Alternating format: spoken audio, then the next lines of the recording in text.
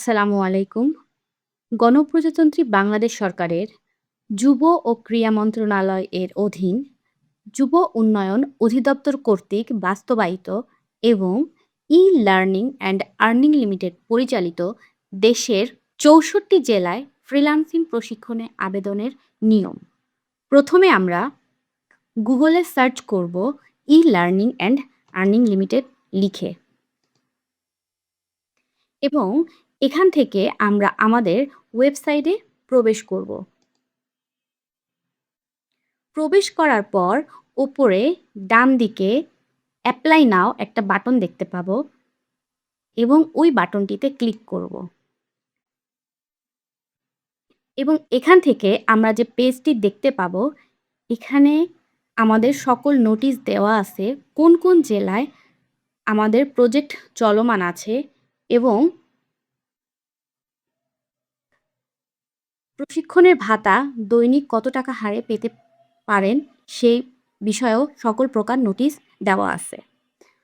চলুন আমরা আবেদন প্রক্রিয়াটি শুরু করি।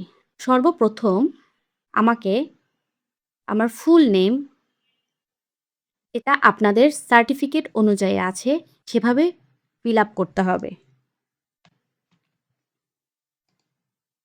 এরপর আপনাকে একটা ভ্যালিড মেইল অ্যাড্রেস দিতে হবে যেখানে কিনা আপনার মেইল চলে যাবে। এরপর আপনাকে অবশ্যই একটা সচল মোবাইল নাম্বার দিতে হবে, যেই মোবাইল নাম্বারে আপনার কাছে অ্যাপ্লিকেশনের পরে এক্সামের বা অন্য কোনো নোটিশ চলে যাবে। তারপর আপনাকে আপনার ফুল অ্যাড্রেস দিতে হবে এবং অ্যাড্রেসটি অবশ্যই আপনার এনআইডি কার্ডে যেভাবে দেওয়া আছে ওভাবেই ফিল আপ করতে হবে।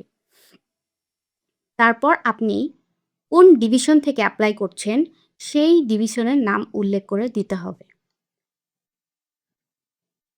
তারপর আপনাকে ওই ডিভিশনের আন্ডারে কোন জেলা থেকে বলছেন বা কোন ডিস্ট্রিক্ট থেকে আপনি বলছেন সেটা আপনাকে দিতে হবে।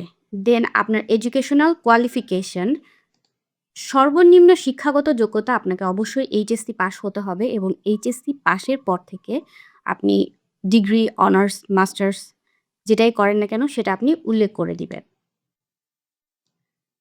এবং আপনাকে আপনার সিজিপিএটা উল্লেখ করে দিতে হবে। পাশাপাশি আপনাকে আপনি কত সালে আপনার এইচএসসি পাস করেছেন সেই বিষয়টা উল্লেখ করে দিতে হবে।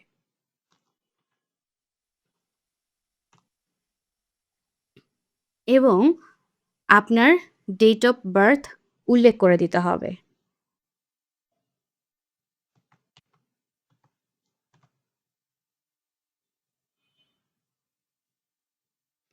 এরপর আপনাকে আপনার কম্পিউটার স্কিল কতটুকু আছে, বেসিক, মিডিয়াম অথবা এক্সপার্ট সেটা আপনাকে উল্লেখ করে দিতে হবে। দেন আপনার কি পার্সোনাল কোনো কম্পিউটার বা ল্যাপটপ আছে? সেক্ষেত্রে যদি আপনার পার্সোনাল কম্পিউটার বা ল্যাপটপ থাকে সেক্ষেত্রে আপনি ইয়েস দিবেন। আর যদি না থাকে সেক্ষেত্রে আপনি নো উল্লেখ করে দিবেন। ওকে। তারপর ৩ মাসব্যাপী সপ্তাহে ৬ দিন আপনাকে প্রতিদিন ৮ ঘন্টা করে ক্লাস করতে হবে এবং সেটা যদি আপনি করতে পারেন সেক্ষেত্রেই আপনি অবশ্যই ইয়েস দিবেন। আর যদি এটা আপনি কন্টিনিউ করতে না পারেন সেক্ষেত্রে আপনি অবশ্যই নো দিয়ে দিবেন। এরপর আপনাকে একটা পাসপোর্ট সাইজ আপনার ছবি দিতে হবে।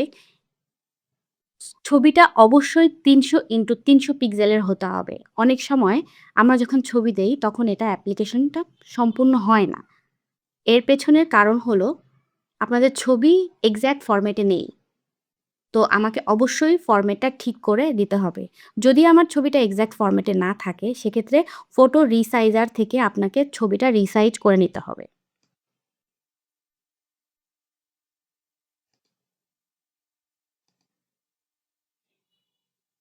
দেন অ্যাপ্লাই ক্লিক করব।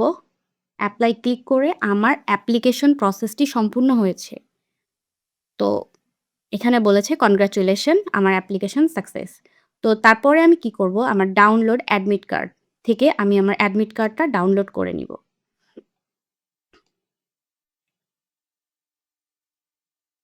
কার্ড ডাউনলোড করার পরে এটা হলো আমার অ্যাডমিট কার্ড এবং এই অ্যাডমিট কার্ডটা আমাকে অবশ্যই যত্ন করে রেখে দিতে হবে। কারণ পরীক্ষার সময় আপনাকে অবশ্যই এই অ্যাডমিট কার্ডটা সাথে করে নিয়ে আসতে হবে। আসসালামু আলাইকুম। ধন্যবাদ।